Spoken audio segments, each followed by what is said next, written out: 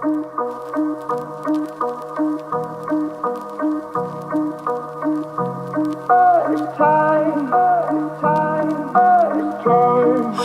bottles in my system, now I'm hazy. I'm trying to kill these voices, think I'm crazy. I swear I'm colorful. I know I'm colorful inside. Bodoro Rechitu rapper half music here faint to background. I need a break now before I black out. What's the sound now? Ringtone perform ngeri pa charger pandajga ndakangana kuibvisa ish ndachka call dia kanzi my love. That means gogo, hello gogo. Maswera seiko soko, naswera Boston rosekfona maneru gogo magarisa soko musno tumira gogo ekoko gogo makavaro bag.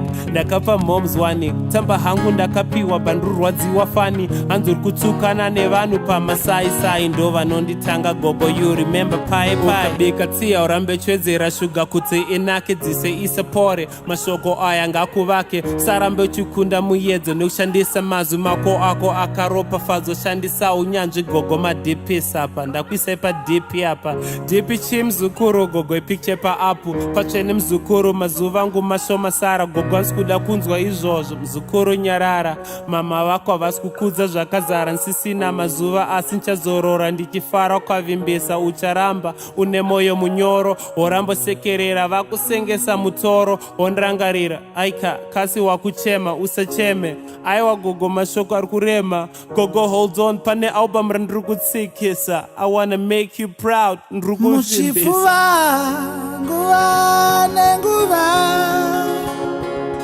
michange murimo ndichakudaidza mara mapinda muguva dotaropesana nehuruva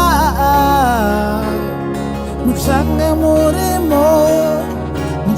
murimo muchifuva muchifuva